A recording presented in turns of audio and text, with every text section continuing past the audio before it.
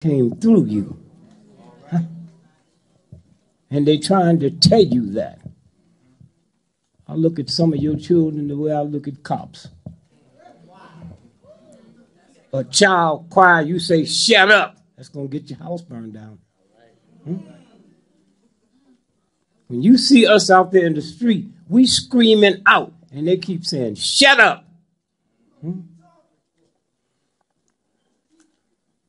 And you never going to change this as long as your man stuff keeps getting in the way.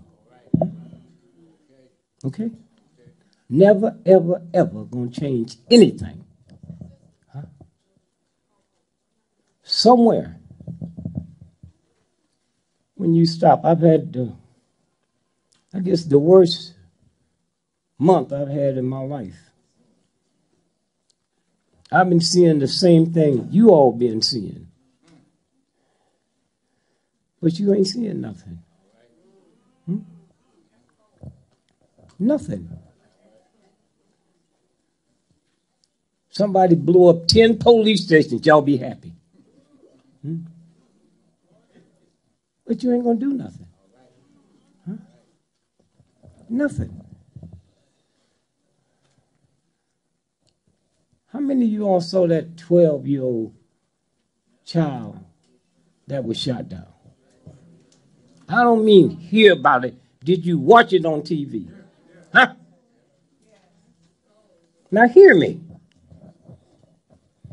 A phone call went to the Cleveland Police Department and said, I'm sure this is a fake gun.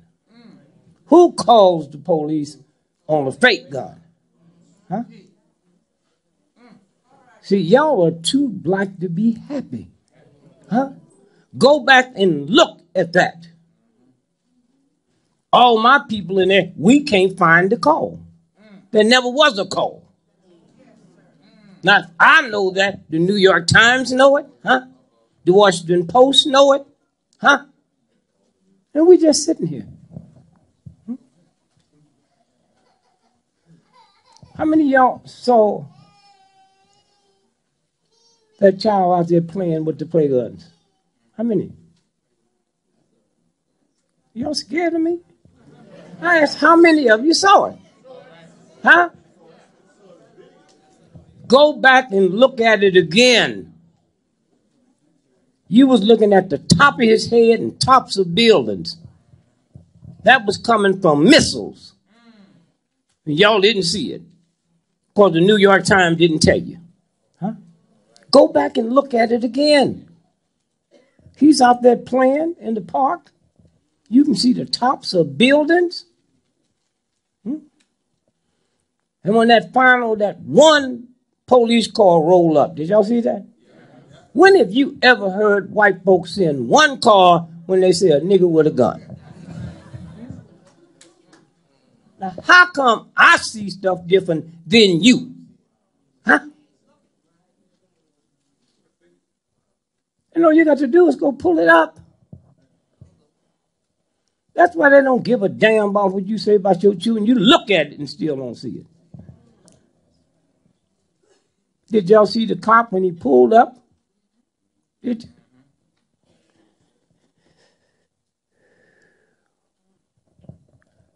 Who was filming him when they didn't know something was going to happen? Huh? Or did he know the cop was going to kill that boy? Huh? One police car pulled up, got out, and shot.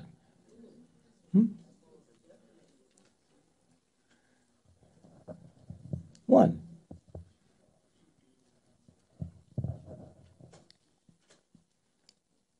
You didn't see the boy hit the ground? You didn't see him run and holler and scream? Did you?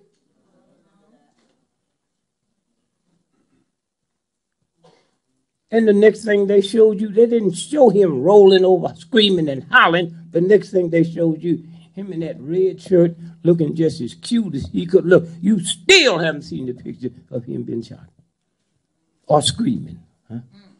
Huh?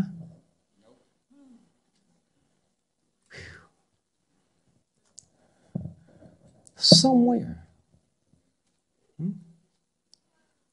And they don't care about you at all. At all. Y'all be out here talking that talk and talking that crack and all that crap.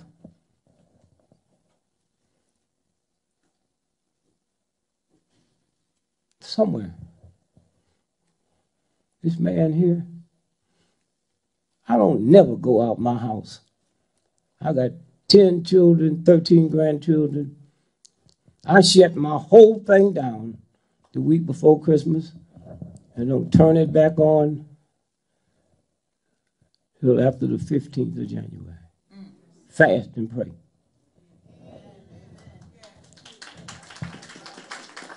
And I get a call from this brother. And I know who he is, so I can't say, hey, man, you called me at the wrong time. When is the wrong time for him to call? Huh? When is the wrong time? Oh, he don't get invited to none of the mass stuff, don't get invited to none of the official stuff. They're all in trouble. He here.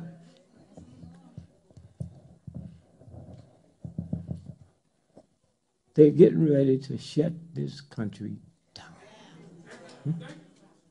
Okay?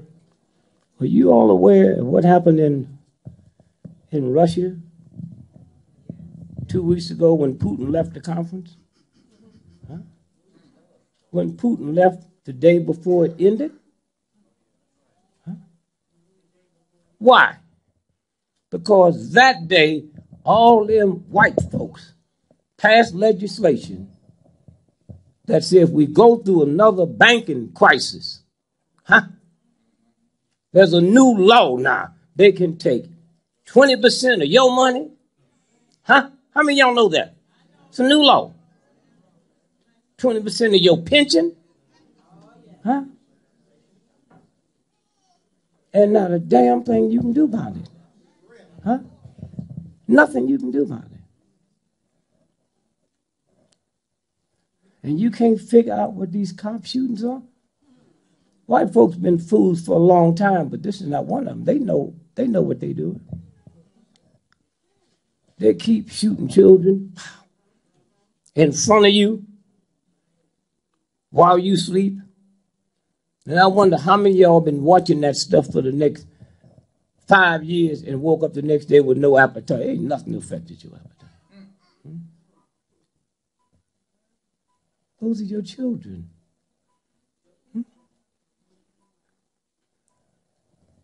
And that God stuff you talk about you into, where? Where?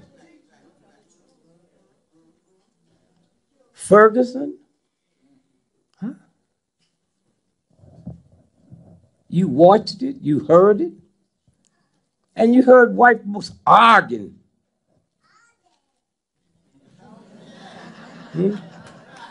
About what did they do to get shot? And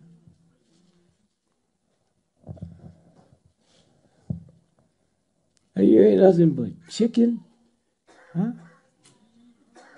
White children is out there in the snow. But not you.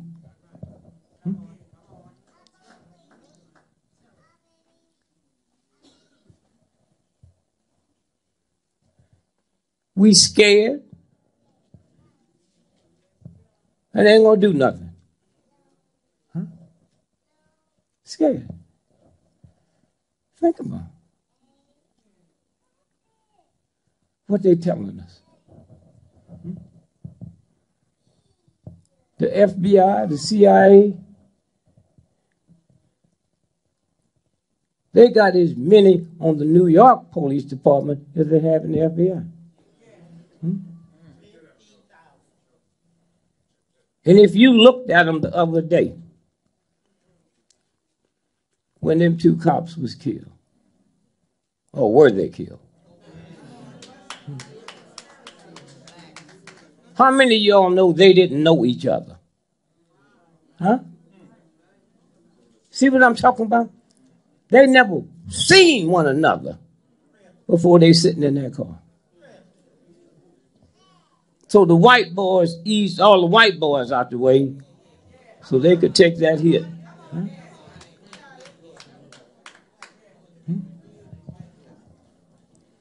And all you cops that got to be in here working, like, listen good now, because I'm going to tell you what's going to happen to you.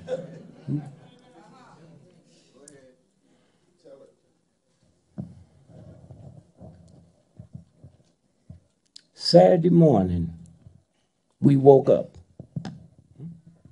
and heard a story coming out of Baltimore. Did y'all know that?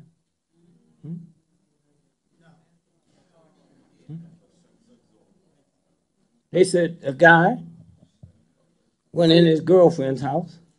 He hadn't seen her in a year. And shot her in the stomach. Y'all know that, right? Now, when he left, he thought she was dead. Huh?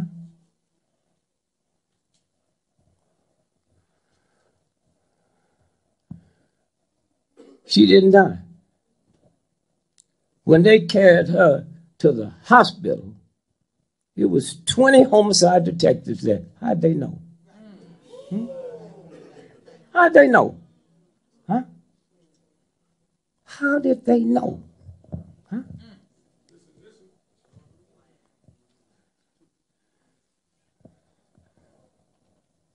She didn't die.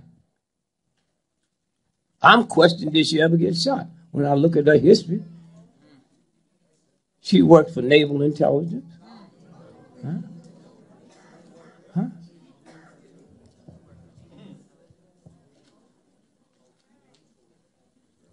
Think about this now. Which means they knew who he was, because she wasn't dead. Huh? He didn't know she wasn't dead. Huh?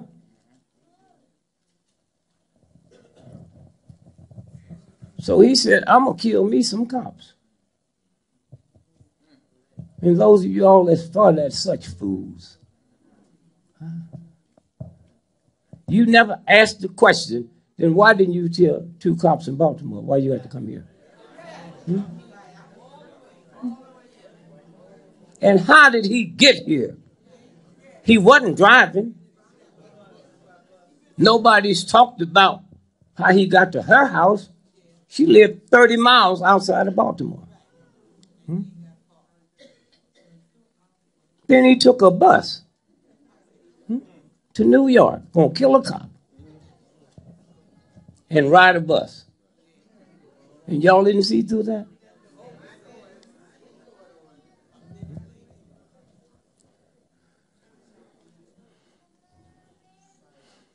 Somewhere, he goes into the bus depot in Baltimore. Why didn't he kill some cops there?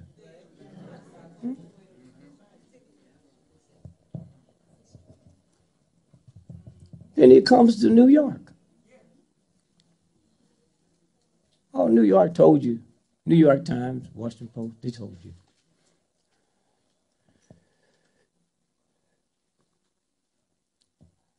Since September the 11th,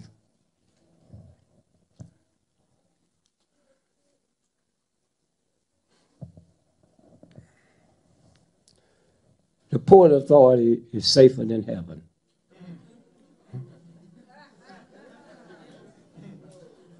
You cannot walk through the Port Authority and they don't detect a little bitty penknife. So how he come with a gun? And why didn't he tell 2 cops in the bus station?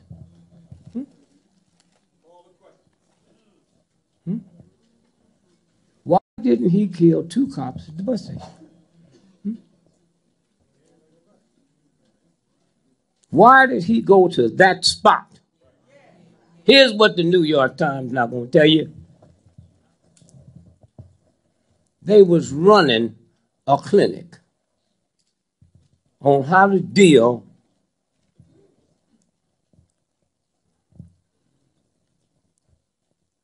with humans that takes over.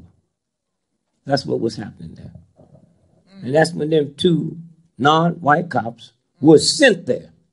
They never met each other, never worked with each other.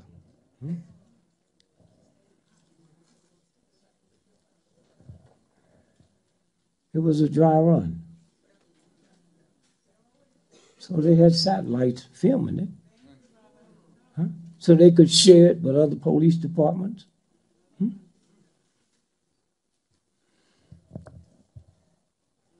Somewhere.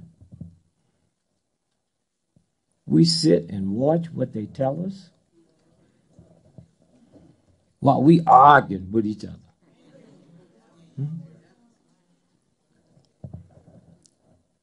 And I feel sorry for the cops because they don't know when their turn is coming. See, America is broke. No money. So they got to start this thing. I'm looking for them to go into 20 cities and hit 30 police stations, kill everybody in it.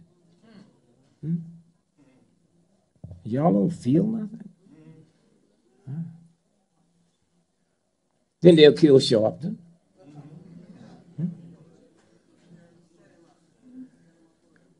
And then they'll kill the mayor.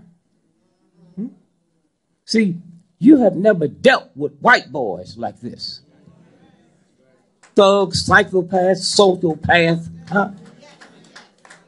That's why we won the Civil War. The same kind of dog white folks that pulled that off the other day.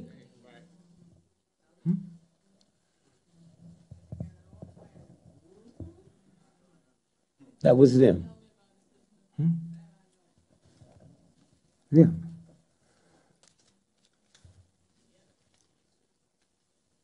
We afraid of them because you don't know God. You don't give a damn about God. And that's why he's loved. You see, when you do what we do, and you all do, that's light. All these killings and all this racing, that's darkness. And the only reason the CIA and the FBI and them thug pimp punks can do what they're doing, because you're afraid. Huh? You're afraid. Somewhere, when you understand what we looking at, and it didn't just start now, it go way back. Way back. Snyder. Y'all know who that is, right? He bought the Washington Redskins. Huh? And it don't bother you black folks. You're among the black folks that love them dogs. Huh? Love them.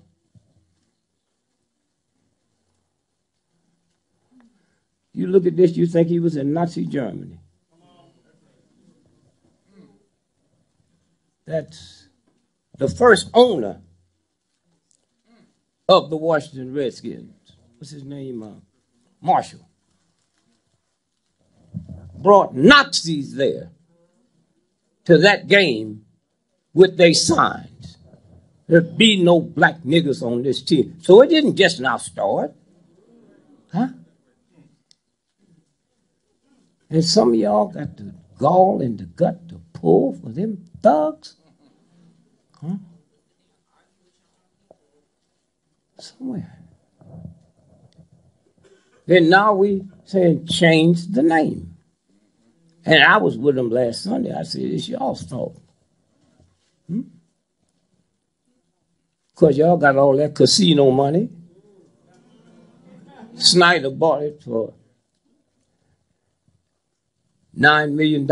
I would hope y'all would take that casino money and outbid them for $9 million then change the name to the nigger honkies. Y'all go crazy then.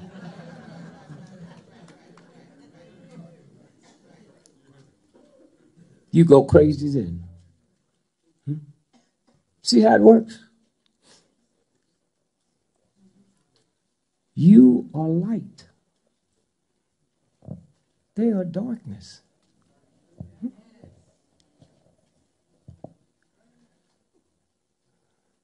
We can leave here now and go to the biggest indoor arena in America tonight. Pitch black in there.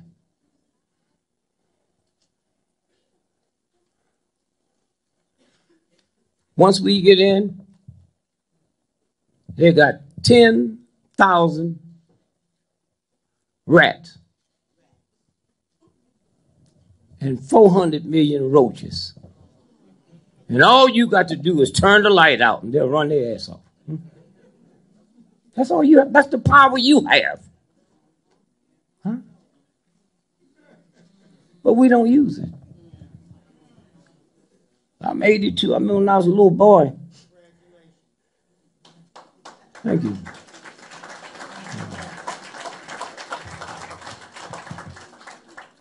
Thank you.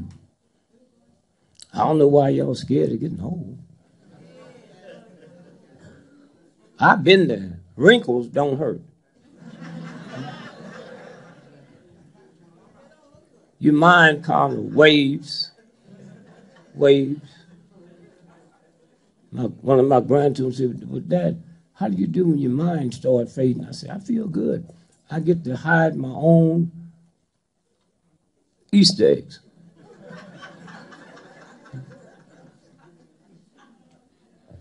I walk down the street and see people that act like they know me. I ain't never seen them before. Till I heard my son say, Dad, right here in this room here, y'all have the type of people here and the type of leadership here. You can turn anything around. Yes, sir. Anything around, you can turn around. Anything. But you're scared. Yes, sir. Put him out there and he'd do it all. Yes, sir. Yeah, huh? And somewhere, when you understand who's in charge, let me show you something here.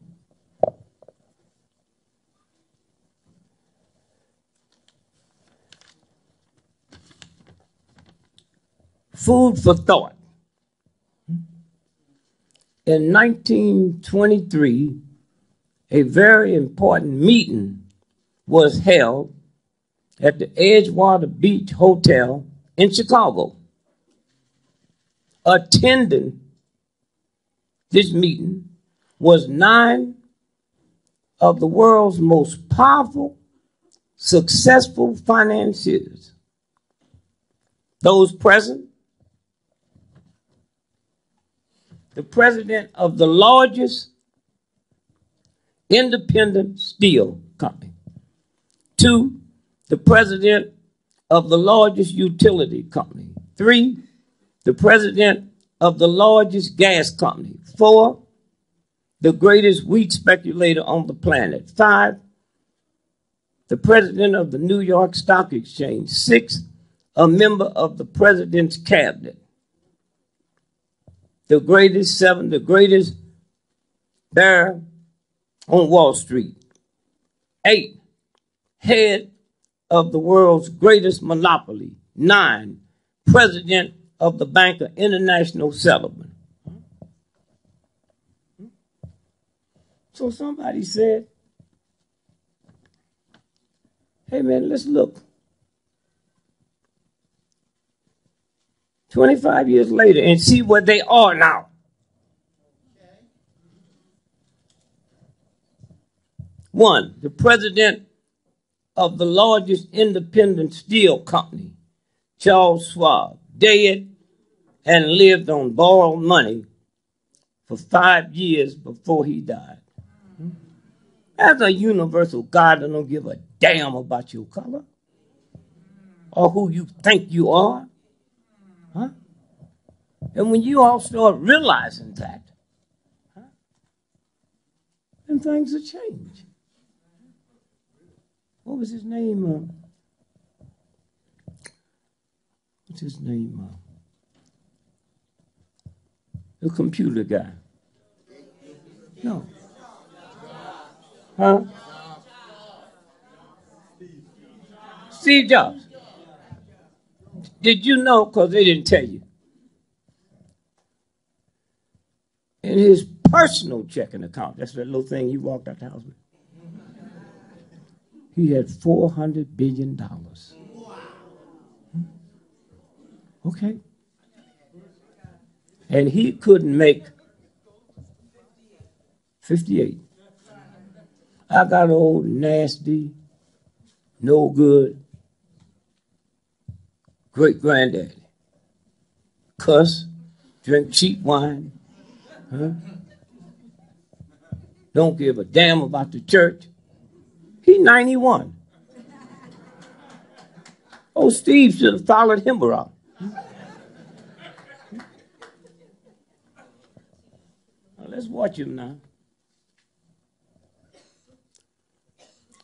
We're looking now to see where they are. The president of the largest independent steel company, Charles Schwab, died, lived on borrowed money the last 5 years before he died. Number 2, the president of the greatest utility company, Samuel Insulan, died a fugitive from justice, penniless in a foreign land. That's who you scared of? Huh? That's you shake when you hear them talking? When they say they're going to raise the price of gasoline, you tremble. Say, try it, punk. Huh?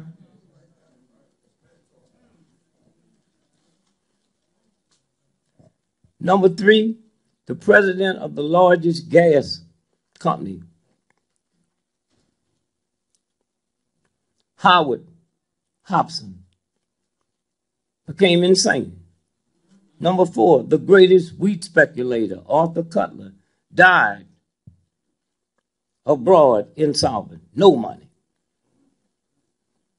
The president of the New York Stock Exchange, Richard Whitney, was released from Sing Sing so he could go home and die with his family. The member of the president's cabinet, Albert Fall, was pardoned from jail so he could go home and die with his family. The greatest bear in Wall Street, Jesse Livermore, died from suicide. The head of the greatest monopoly, Arvin Cutler, died from suicide. Number 9, the president of the Bank of International Settlement, Leon Frazier, died from suicide. So you think there's something wrong with you? Huh? Huh? Think about it. There's a universal force. Don't look up at the skies and just see what they want you to see. Huh? Somewhere.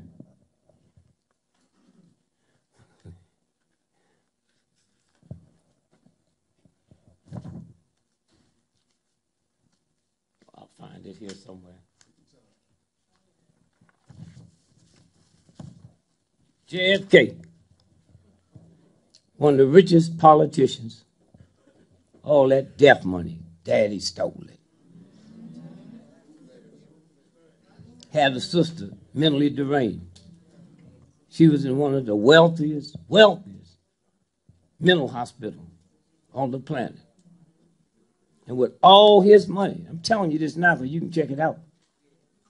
with all his money, Kellogg's, and Quaker Oats did an experiment on them rich folks. How many of y'all know about that?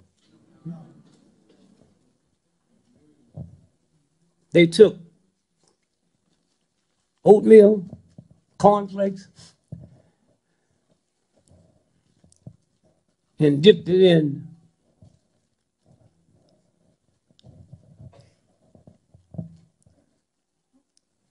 chemicals and dropped it in their food. These are white folks, they're crazy. They said, why are you so busy wanting to be liked by a crazy person? Huh? Somewhere,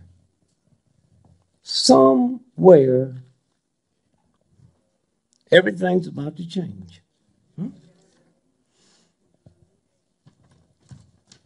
I ran for president of the United States. 1968.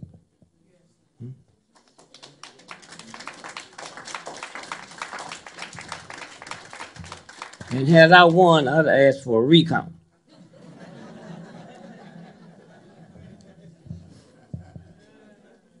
And white folks really would have been mad at me.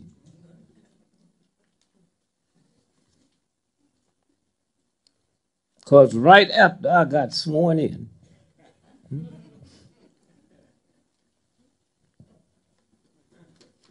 I'd go to the White House and dig up that rose garden and plant me a watermelon patch.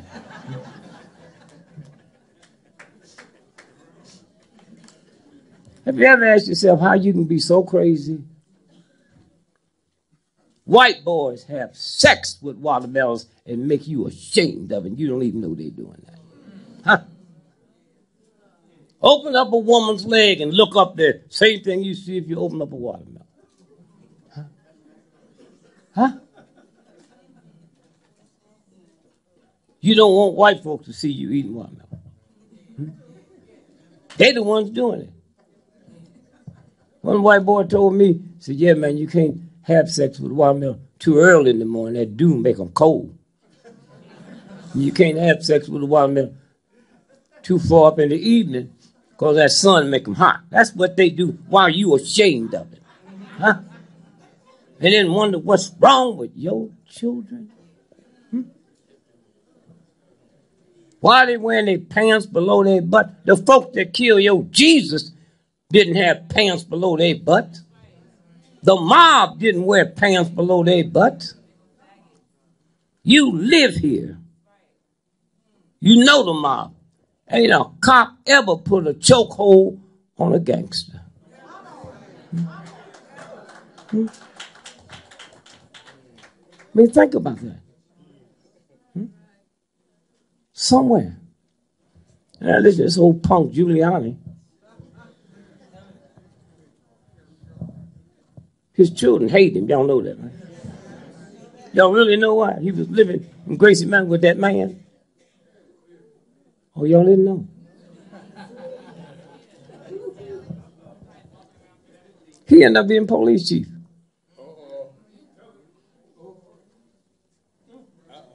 Been to jail. Like he sits there all last week talking about what's happening. Huh? Bernie Carey. Went to jail because they had one of them strange parties on his yacht and beat up a woman. And they put him under the jail. So this is what you scared of. The big money is the New York Times didn't run it. JFK shot in Dallas. His brain was missing when he got back. How many of y'all know that? Brain missing. Huh? And y'all wonder what's wrong with this heathen redneck cracker? Huh? And the New York Times didn't run it? Huh? Lee Harvey Oswald? Huh? shot the president and planned his getaway on a bus. Don't that sound like the brother last week?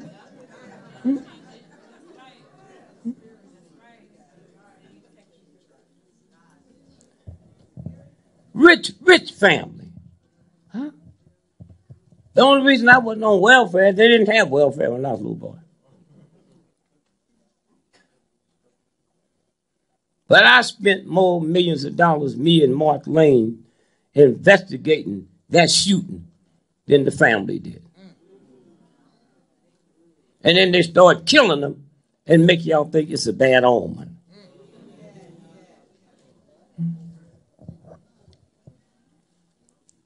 Lee Harvey Oswald was working in the book depository.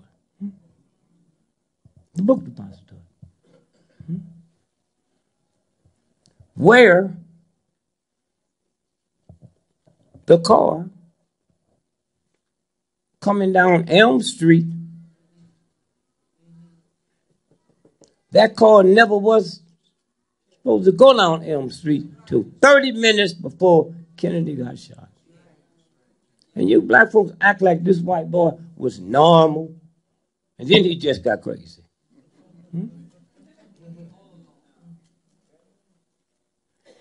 How can you own a $300 million house and be scared of me moving in?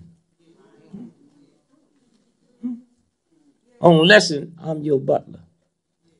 Then it's okay.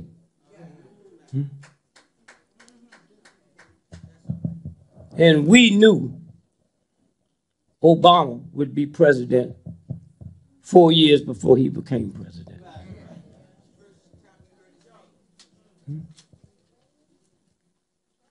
And all my research friends, they was mad because I was happy. I said, come on, man, you know what this ain't nothing but a trick. Yeah. But one thing white folks will never be able to say again. That's how they controlled them. Least I ain't no nigger. And y'all stupid enough to let y'all use that phrase. Least I ain't no N-word. Are you out your mind? Huh? You out your mind?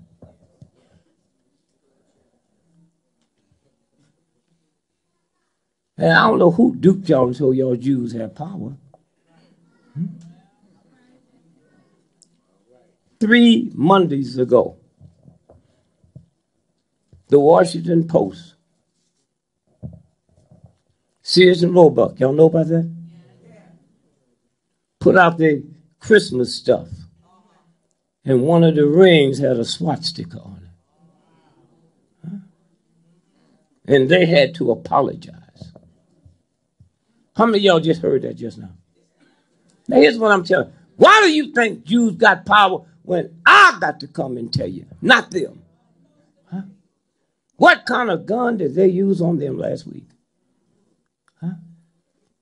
And then 2 Mondays ago,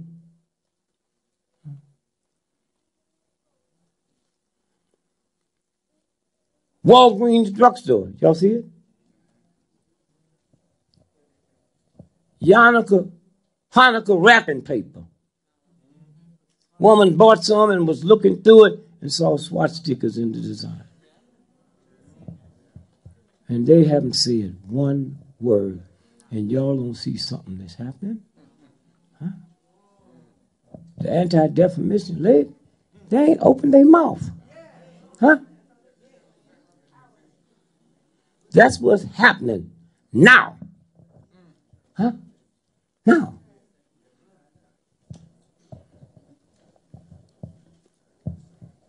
And it goes back to, at least I ain't no nigger.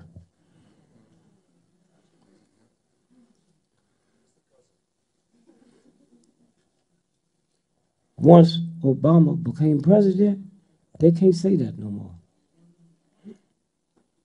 He was always something that was beneath me.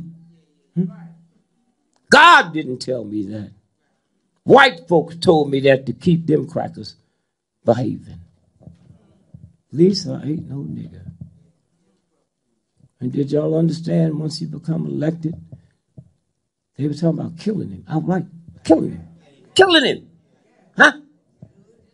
Well, if they talk about killing a president because he's black, what do you think all these killings the police is doing? Huh?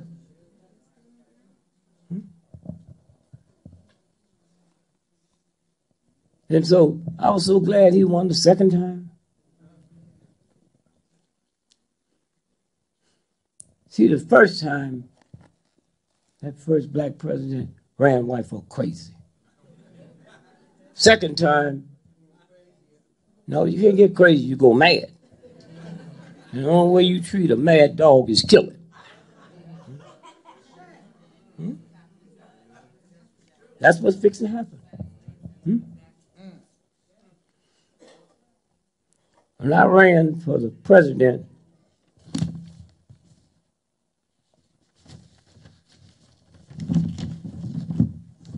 in 1968, Tuesday.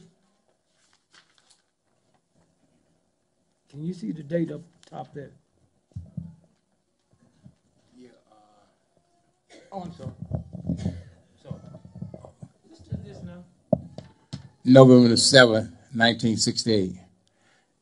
Election computer goofs Gregory. What paper is that? The Wall Street Journal. Wall Street Journal.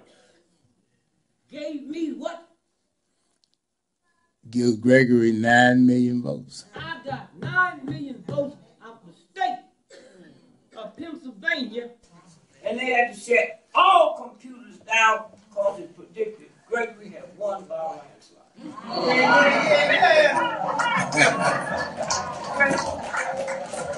See what fear do to you? All the white folks that voted, huh? That computer counts them out. Why? Because they were setting it up for Nixon to win. For Nixon to win. In some kind of way, they juggled the computer wrong, and it gave me 9 million votes.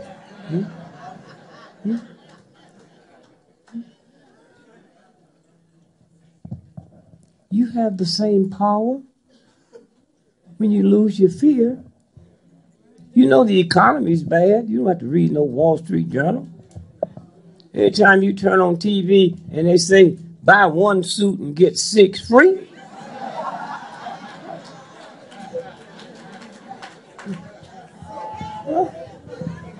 And take all the shirts and socks and shoes you want.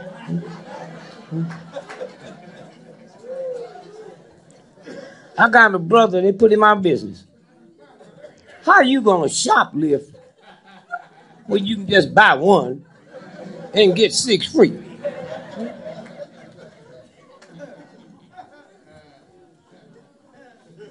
Somewhere. And there's a universal God that's tired of y'all's crap. Y'all waiting on the second coming of Christ. It's already here. It came 1985, called the Indigo Children. Huh? Isn't that an article you sent me in New York paper? Huh? That was on the internet. On the internet. How old is this boy? Black. 11 years old, he finished college next year. And white folks don't convince you your children's dumb.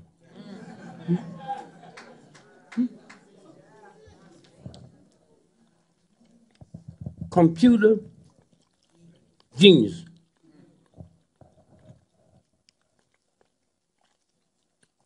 What do you got? Physics? Quantum physics. Huh? Quantum physics. Huh? When his mother said he started learning all that? I guess the part I got to. When he's 1 year old. And you think these children don't see you? when you yelling at them and screaming at them? Huh? And they ain't fool. Never take your children to work with you and let them see how you behave with white folks and how you treat them at home. Hmm? Hmm? Somewhere. You old folk complain about these youngsters on drugs, but you can't give up pork. Drugs ain't never caused a stroke. Hmm? Ain't never stopped your heart from working. Are y'all crazy? It's okay for you to eat what you like. And when you understand the universal God,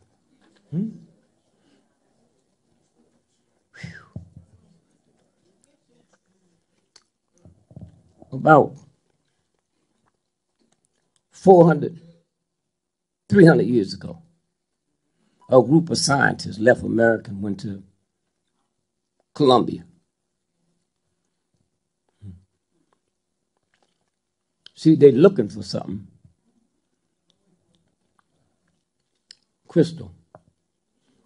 Every computer you got has crystal in it. That's the memory bank. And these white folk think everybody dumb but them. You caused that. So they get up and see all that stuff on 300 years ago. And they just start copying it down and say, we take it back. We don't know how to read hieroglyphics yet, but one day we will. 150 years later, they broke the theory. Here's what they find out. White man, one day the white lady will do to your children what you do to ours. And 150 years ago, cocaine wasn't called the white lady. So you just go ahead, because this boy that made a fool out of you, and think everybody's a fool. Some of y'all, when y'all get home tonight or tomorrow, the number 1 drugged out state in America had more heroin deaths than any other state. Vermont, 99.9% white folks. Huh? And y'all sitting around complaining about this, it's already in the works. And when you get through with that punch up,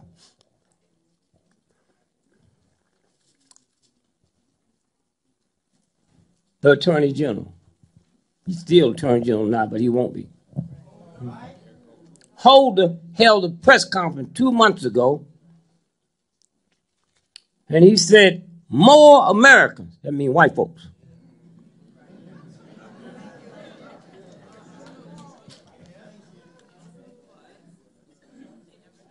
more Americans die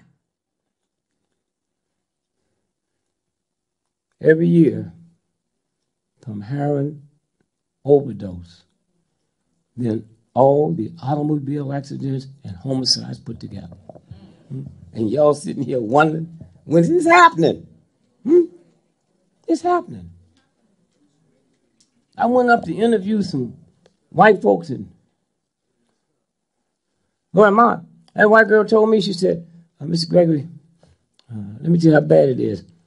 Out of every 10 white friends I've had,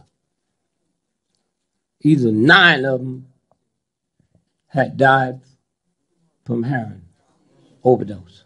Huh? And y'all don't know there's something here taking care of this stuff for you? Huh? And you don't even know it's happening? Huh? Don't even know. You don't have to read. They lie to you when you're reading. Somewhere. Y'all worried about y'all little children, and then rich white folks go home, find a child on the floor. A friend of mine, one of the richest cats in Hollywood, found his son drug overdose. You can't do to me what the universe won't do to you.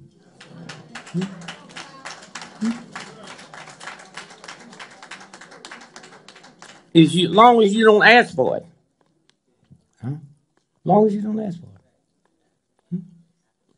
And 90% of these white children that's drugged out have more than 1 degree.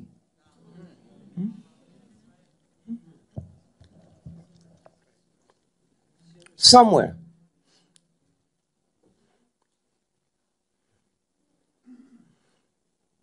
That's what's happening. And the indigo children. Whew. Y'all got some? Most of y'all kill them because you think they sassing you. Why not? You ain't nothing. White folks sass your ass. Huh?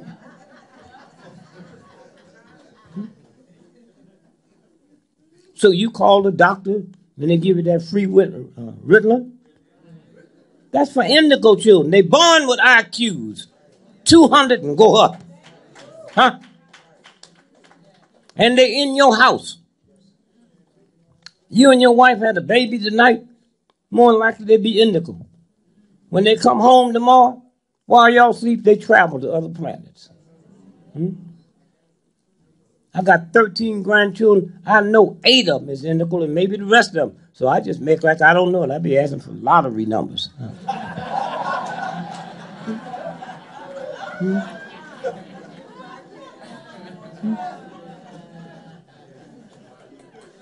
And here's where they talk. That's why y'all scared of them. Say, Granddad, grandmother said that God sent Jesus here to die for our sins. Is that right? I said, I don't know, I guess so. She said, well, I think that's stupid. Why didn't he just kill the devil?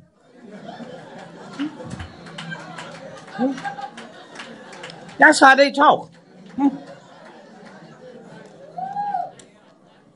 You just kill the devil one time. The devil's still going strong.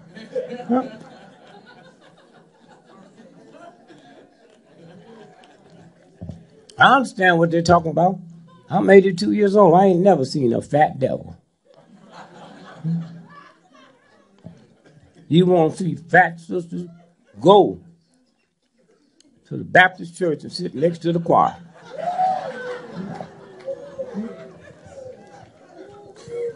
I ain't never seen a fat hoe. Mr. Gregory, I'm just trying to find out how to lose weight. Follow them hoes.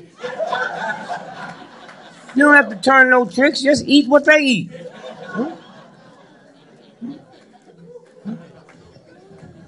And you older folks sitting around talking about, yeah, when I was a child,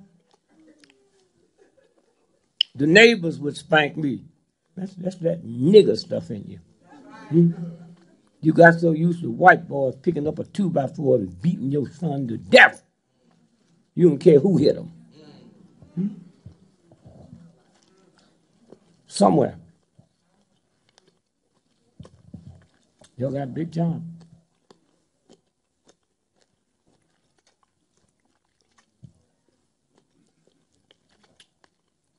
The 6-year-old child in Cleveland. Did y'all watch that on TV? I didn't hear you. Huh? You don't watch? You better watch it.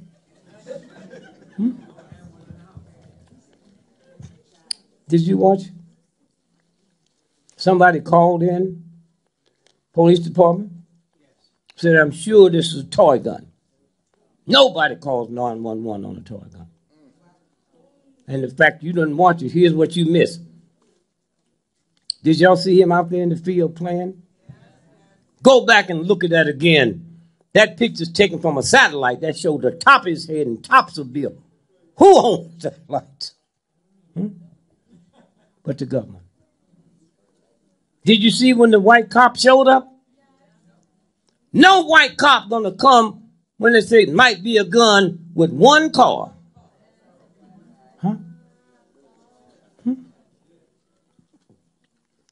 One car. And then you saw him get out and shoot the boy. Or did he? You never saw him laying there shot. And the question you got to ask, why were they filming him before anything happened? How did they know it was going to be something happen? Hmm? Huh? And here, Gardner, hey, listen, y'all. Them cops been dealing with him for years. So why'd they bring that many cops that day unless they knew they was going to kill him? And the one cop they did charge, no charges. If 5 of y'all is raping a woman and me and my man is holding her, we get charged too.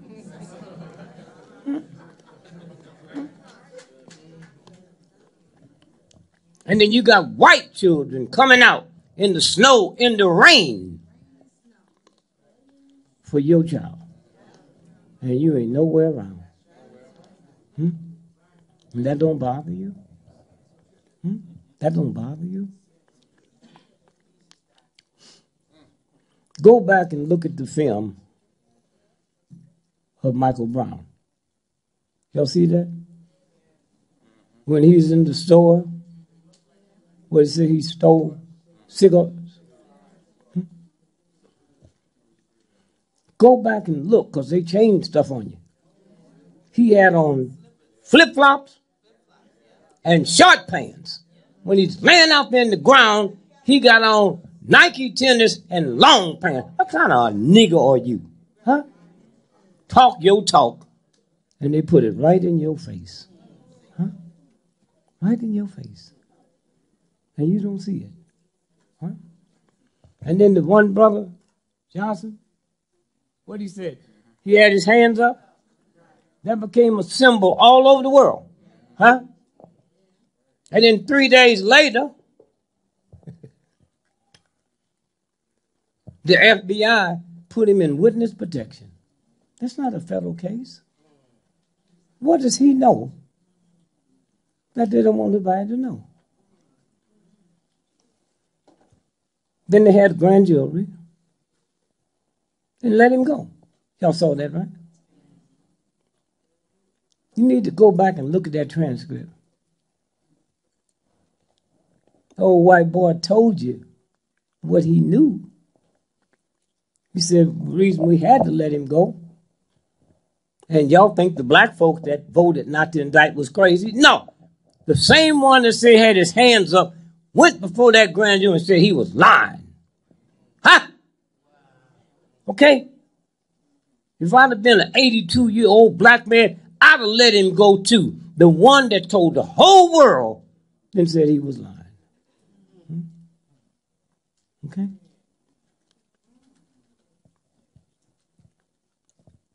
And then, the night that the grand jury gave their verdict, Johnson, his best friend, was murdered that night. 2 blocks from where Brown was murdered. Huh? 700 FBI, state troopers, county, National Guard. Who would commit a crime with all them law folks there unless it was the law? And then the next night, his best friend was murdered.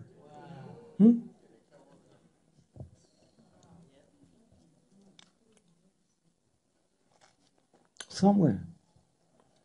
And then they gave y'all Saturday. Let's get this out the way now so it don't mess up New Year's.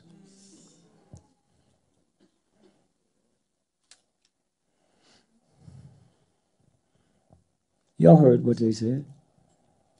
He went into Baltimore. No, the girlfriend lived 30 miles outside of Baltimore. Why is that important? He didn't have a car. How'd he get there? And how'd he leave? Now, when he left, he thought he had killed the girl. He didn't know she wasn't dead. When they carried her to the hospital, they had over 20 homicide detectives waiting on her to get there. So she wasn't dead. They talked to her. She knew who it was. And yet they didn't notify the New York police until a minute after them two cops were shot. Y'all talk about the Big Apple. How come they ain't told you where they were shot? In the head, the leg. They ain't told you nothing. Nothing. You know? Now, the brother said,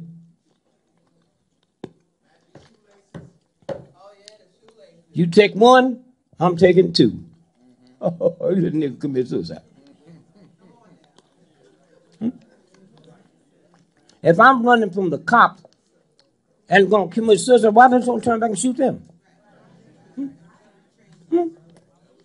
Something wrong with that story.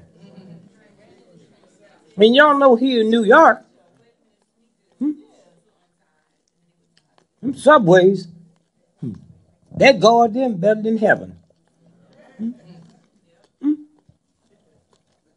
So the cop is chasing him. I saw the pictures with the dog. Your subway is probably better protected than heaven.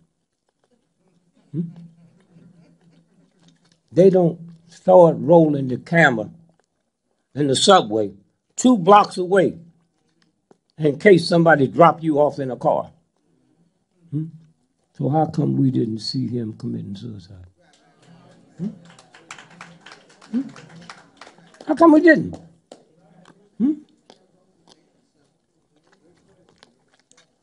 Well, what they're going to do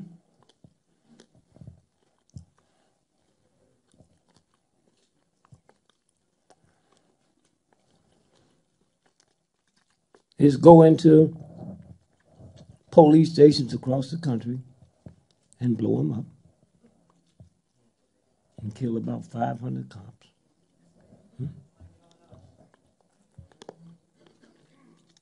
Then shoot Al Sharpton and the mayor, and the war is on. The war is on. It's that simple. It's that simple. Right around the corner. Now, how many of you all are aware of the fact that Putin walked out of the G20 meeting last month? How many of y'all know that?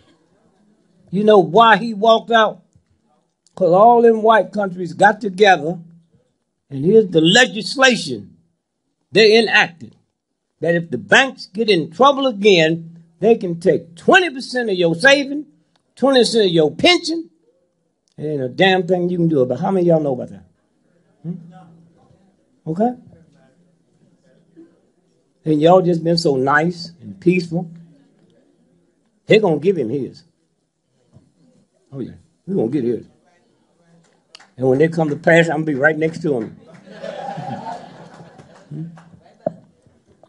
Somewhere.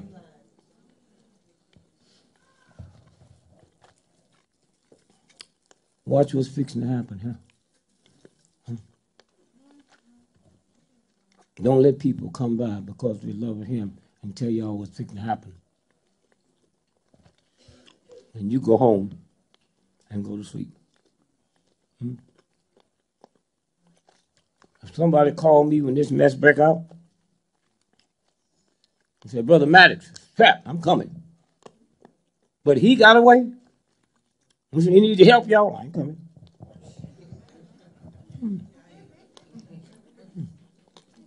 They're already scared of you. Already scared of you. And you in love with the wrong people.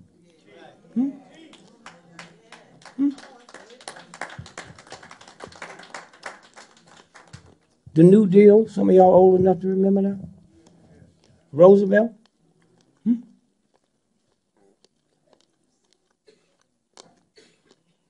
You know what them crackers convinced Roosevelt to do? Y'all know when Roosevelt was president, he was hooked to cocaine. Did you know that? Wait, how you know so much? Huh? Yeah, he's hooked to cocaine. He was so high that day, his wife had to sign the Declaration of War. His wife had to sign the Declaration of War. Yeah, what? You act like you just down here from another planet. And let me tell you what Roosevelt did. The New Deal, he said it wouldn't affect farm workers or domestic maids. How many of y'all knew that? Roosevelt. Anybody? But here's how ignorant white folks are. There was more white folks that was farmers than black folks. There was more white folks doing domestic work than black folks. You say we was 90%, but 90% of 10% is what? They just don't want to be no nigger. And that's why they poor. And that's why them cops is crazy. Come on now. Being a white boy, being a cop is a bad job. They got white boys worth trillions of dollars. They're qualified skin cover.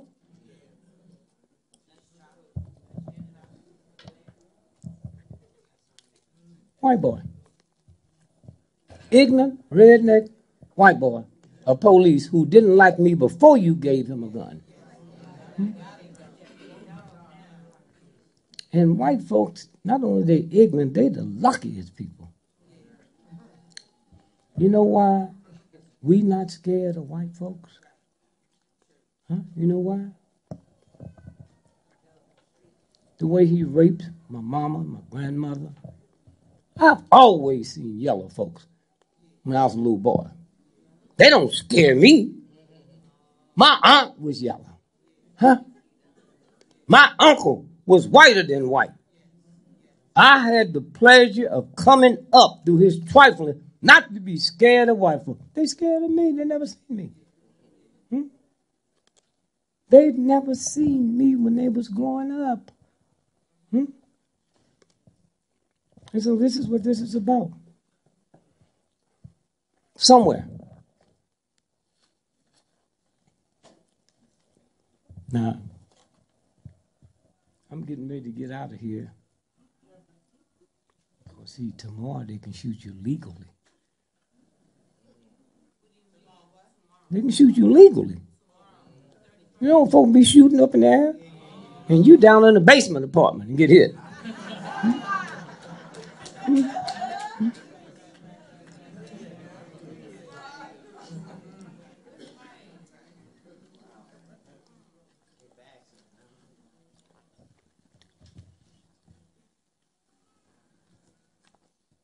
This is Brother Leroy. Y'all know him? Woo! Brother Leroy. Anytime anything happened, I called him. See what it looked like, champ. Now this is the real piece. Amazing facts.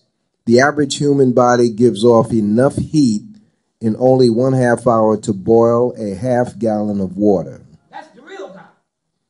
Huh? Not the Catholic Church, Baptist Church. These are real people. You don't never hear nothing about it. A postage stamp sized a postage stamp sized piece of circumcised foreskin takes only 21 days. Oh, get him circumcised. And that little foreskin takes 20, how many days? 21 days to grow enough to cover 3 basketball courts. The lab-grown skin is used to treat burn patients. Wow. Take these little boys and get the circumcised and leave the skin. Wrap that up and take it home with you. 7 new miles of blood vessels for every 1 pound of fat gained. Now listen to this. Listen to this. Did you hear that? For every pound of fat you gain 7 miles of blood vessels. Huh? So if you gain 10 pounds, you got 70 miles of blood vessels. And then when you lose it, the reason you got to go to the hospital and get that cut off, because you're not into the real God. Those are blood vessels. Huh? So all you got to do is drink water. Drink water. That's simple. Harvard don't know nothing about that. Yale don't know nothing about that. In your lifetime, you will produce enough saliva to fill 2 swimming pools. Sweaty feet. Your feet have about 500,000 sweat glands and have the ability to produce up to a pint of sweat each day. The air from a sneeze can travel at unbelievable speeds of 100 miles per hour or more. That's the universal God that put every planet here. Huh? There's more stars in the sky than we have grains of sand on this planet. And you're going to be scared. You're going to be scared of some punks.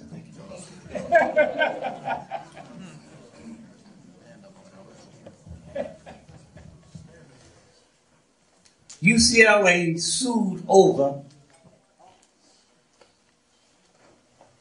body parts. Some black folks sued. And y'all sit around and let them deframe you about these drive-by shootings, black on black crime. We go to China tonight, who you think shooting Chinese? We go to Italy tomorrow, who you think killing the Chinese? And if white folks in America, 98% of all white folks that was killed this year was killed by white folks. If they not talking about white on white crime, how they trick you to talk about black on black crime? You kill where you live. Somewhere.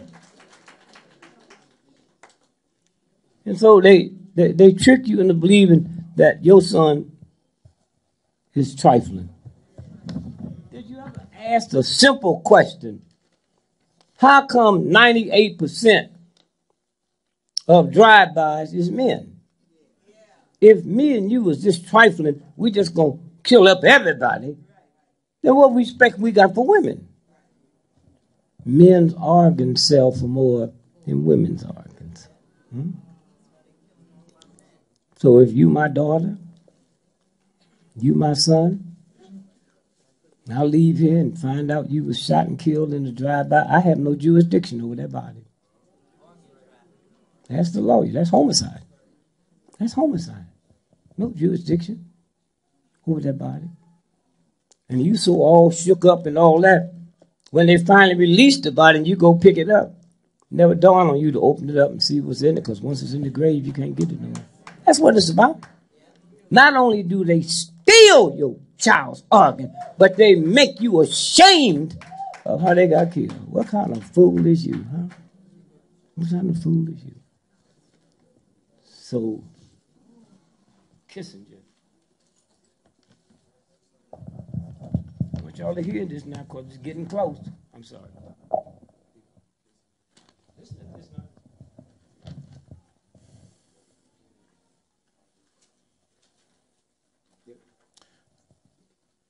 Dr. Henry Kissinger, who wrote, quote, depopulation should be the highest priority of U.S. foreign policy. Depopulation.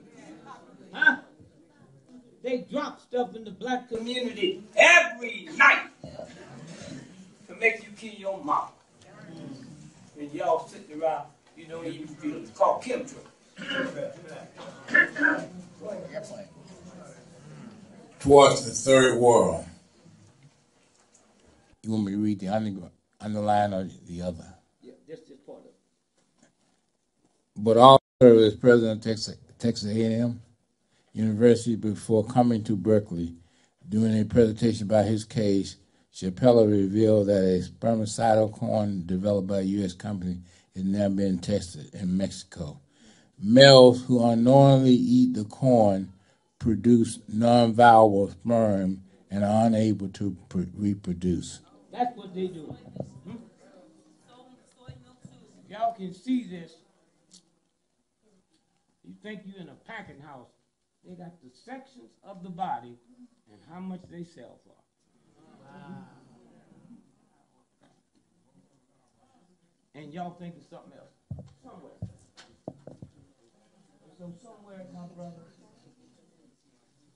I just want to tell you how much I love you. We love you.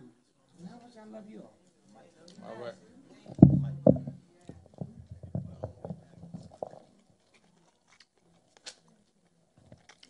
We die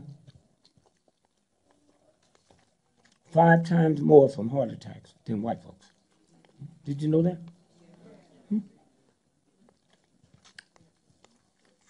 Black men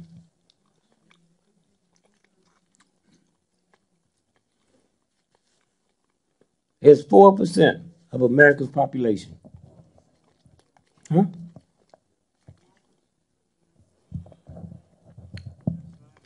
Prostate cancer kills 82% black men, and y'all don't stop and say, wait a minute. Huh? At all? Huh?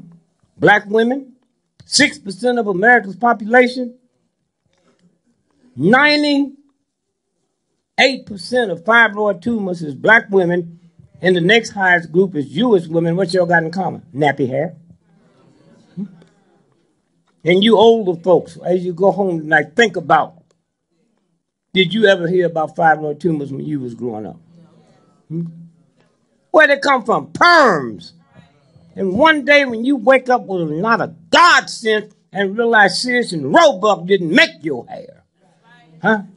The same universal God that put every planet in the universe made your hair. And how you gonna let somebody ashamed of something God made? Huh? Huh? And you women ought to be ashamed of yourself. Had them daughters combing their hair and they screaming and hollering, you don't know that's God talking to you? Huh? That's God talking to you? Somewhere. And then the psychological mess they got us under. And y'all aware that this old white boy, this crazy stuff, done convinced all black women you ugly? Don't say not you. And convinced all black men that a black woman's ugly. Now we don't have to go do no heavy research. All we got to do is one thing. A black woman in America is the only woman on the planet to go to a place called a beauty parlor. Everybody else go to a hair salon. So somewhere, as we leave here and see the new year coming in, somewhere, I'd love to have been born here or moved here because he's biting off the big apple. Huh. And he ain't taking it down to make a salad.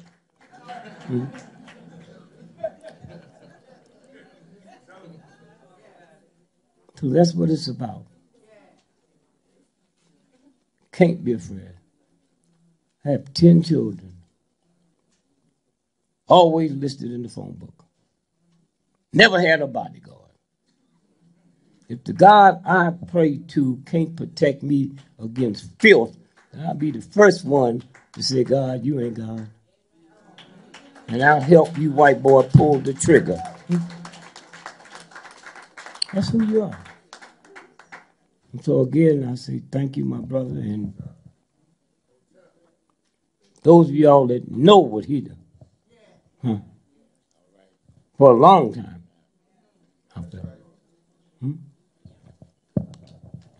And y'all know the foot doctors. Y'all got bad feet.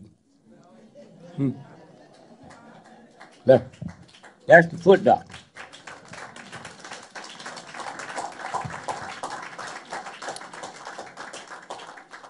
So again,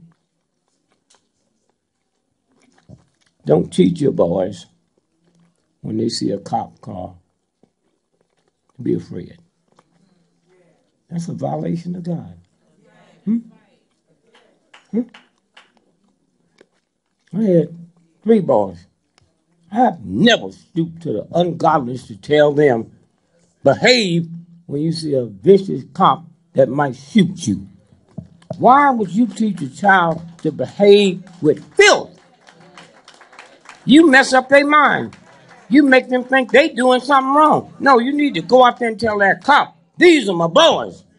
Don't make a mistake and mess with them. That's simple. That's who you are.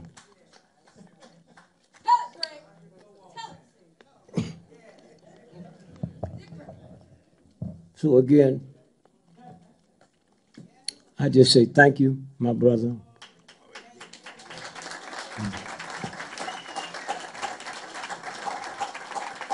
Thank you for your family. And thank you for everything that you're doing for us. Thank you, thank you, thank you. Thank you, Dick. Let's give Dick a very warm round of applause. Thank you, thank you, thank you.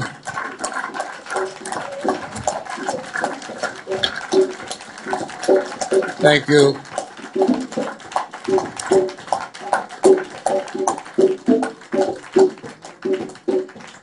Dick has proven my point this evening. There's a reason why the Central Intelligence Agency has an unlimited budget. Because nothing is more important than intelligence. Nothing more important than intelligence. Nothing more important, including you're going out this evening and getting a pork chop sandwich. You know, sometimes it's better to keep that money in your pocket than to go out and get a pork chop sandwich. Sometimes it's more important to do those things that are critical. You know, the one thing that got us here is one word, and that's what we don't do ourselves. It's one word that got us from Africa to over here. One word. Would anybody like to take a stab at what that word is?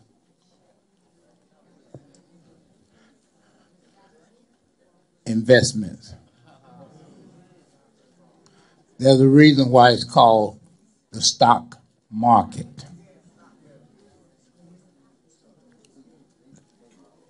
There's a reason why it is called the stock market. And what is most important is the investments that we make among ourselves. You can sit down 1 minute, then we'll be out here. I just want to say this to you. Because if there was ever a book that I could write that would be helpful to our people, it would be a book called The Autobiography of Alton Maddox. If I ever had time to write a book, I hope somebody else will do that after I'm dead and gone. Because I'd spend most of my time writing about what is current. So I don't have time to go back into my own life. But if I ever had the opportunity to go back into my own life and write my story, it would be pretty much along the line of what Dick just said tonight. Particularly, I never had a parent who told me how to behave around white people. I never had that. I never had a parent who told me not to go downtown and sit on a lunch stool. I never had that. I never had a parent who told me not to talk back to white folks. I never had that. And so my mind was something totally different. Now, I want to say this because sometimes we don't understand this. When I came to New York, after a while, I realized that the most important contribution I could make to black people was to invest my time and money and effort to them. And if you ever read a book, the Washington Post wrote a New York Times, a Washington Post magazine article talking about Mr. Civil Rights in the courtroom. Yes, sir. The man who won cases that was impossible for anybody else to win. Long shot cases. And what really bothered them was the fact that they said, we don't know how he is doing it.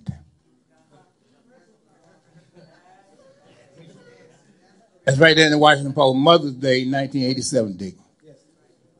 Front page, magazine. What bothers us is we don't know how he is doing it. And what was more interesting, I was doing it for free. I didn't have a silver spoon in my mouth, but I never turned down anybody. I didn't care how long the case was going to last. Sometimes they would last for 3 months. Sometimes it'd be the Black Liberation Army, and it may last for a year or two. It didn't make any difference to me. If I thought that your cause was right, I was there to invest. Now, the problem is that there have been two movements in New York. When I first got here, there was the Civil Rights, SILVERRITES movement. When I first got here, there was this movement. Then there was the other movement in which money wasn't the object. Because, you see, I've lived my life where nobody ever said they ever gave me a dime. As I stand here tonight, nobody can ever say that. In fact, I even sometimes get amazed when white folks have my telephone number. Because I figure they must have stolen it. All right, now I understand that I could have probably made a lot more money if I dealt with white folks. A lot more. See, I can understand that if I had decided to have a slave theater and had white folks in there, they would be rocking and rolling. But white folk wasn't in need of my services. You were. You were. And I say all of that to say that, you see, all the money in the world ain't going to mean nothing to you. Ain't going to mean nothing. We were in Dutchess County. That was the longest civil trial in the history of New York. We were there for a year. And I not only paid the rent at the UAM headquarters back on Court Street every month, over $3,000, another $2,500 for office supplies. But I also got 3 rooms in Dutchess County every night for a year at the Sheraton. And then when you came up there and you were hungry and ate like pigs, I paid for all of that. In fact, the only people that were squealing was white waitresses. Because they were saying, Mr. Maddox, how could you do this? How could you just spend all this money on these people every day? Sometimes the bill was $500 for lunch. Another $300 for dinner. But I did it. You see, sometimes we can get too wedded to George, the dead presidents. We can get too wedded to them. We got to turn them loose and let them do the things that have to be necessary. You know, we was here some nights when the speakers left. Sister Butts, Clara Jones, and others said, Brother Max, tonight you got to come up with $500 short. I paid for it every month, every time we met. Every time.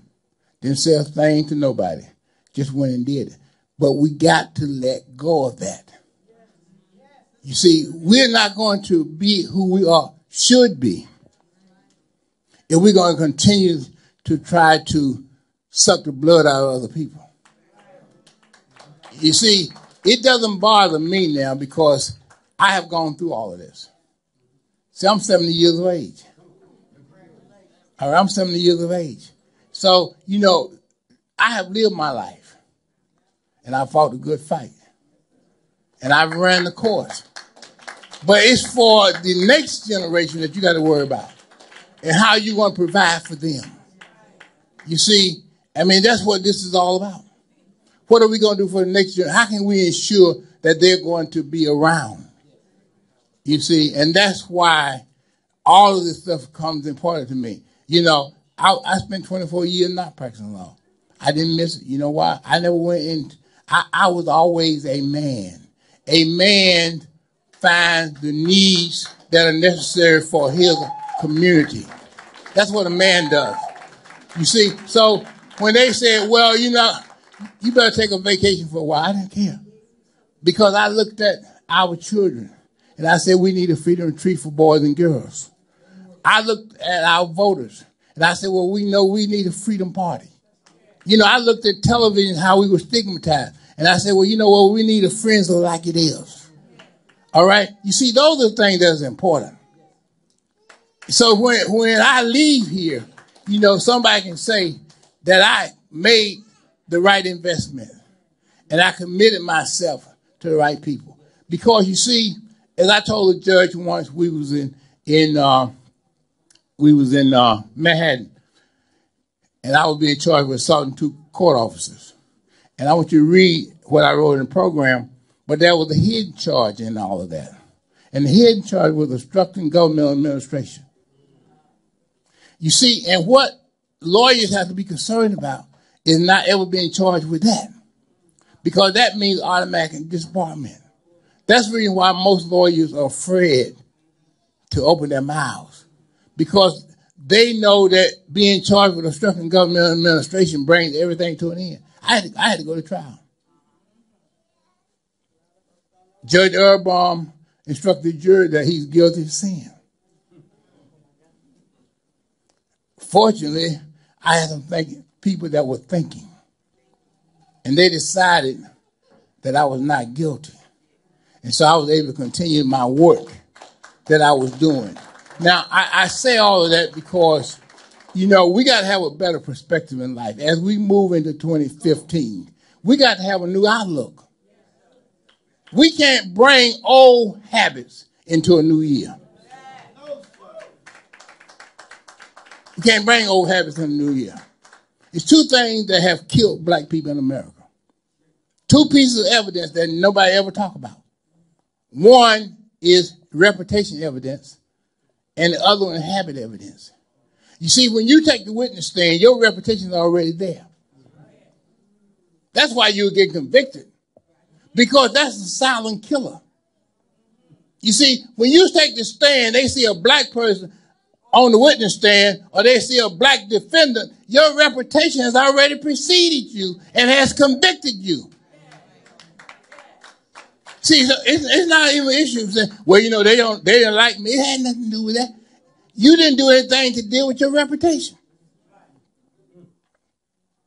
And then after that, they bring in habit evidence.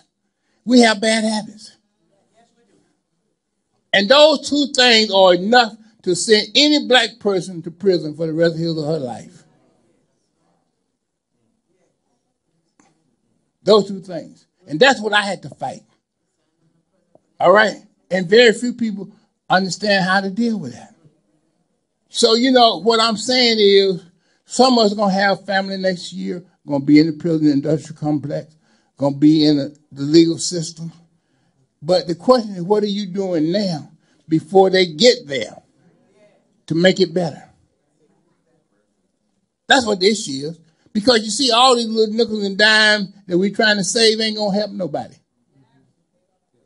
Ain't going to help nobody. All right, and the idea that when Dick came, the whole idea of realizing that we need somebody to help us understand the modus operandi of white supremacy.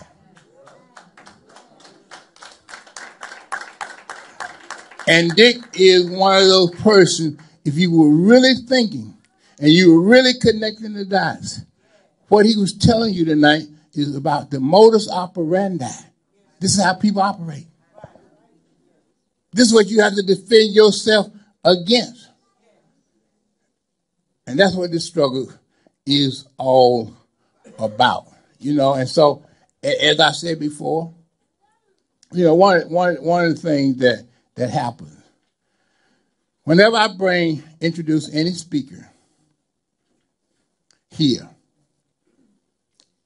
I make one stop before I get here. And you know where that is, too? The bank. I make one stop. And ain't no speaker ever told y'all that they came here and didn't get what they would do. You ain't never heard that. And we've been doing this since 1988. And I done brought some of the world-renowned speakers here. We brought people from all over the world, put them in hotels, paid all of that. You ain't never heard nobody say, well, he didn't pay his bill, or he didn't pay the food, he didn't pay that. You ain't never heard that from nobody. That's what I've done since 1988. But what I've done also is to make sure that before I get here, I stop by the bank. So when I said we want to bring Dick, I told everybody there, I said, look, I just want to do this a little bit differently. Because you see, Tawana Barley is going to be in town Saturday. And this is a family that never disgraced us and never turned their back on us. See, the Barley family is different than a lot of these other families out here because they were not looking for hush money. And they're still standing strong. Tawana Barley does not have a job today because Stephen Pagonis is picking her pocket. She has a daughter she can't even afford to pay for. And, I don't care what happens. When the black community say, well, we don't have the money, hey, some way or another, I just got to find it. I haven't left her. All right? That's what you call your reputation. That's what you call your reputation. When I don't care how many other people, some of these people have become millionaires now. And could give Tawana hundreds of thousands of dollars. But they won't.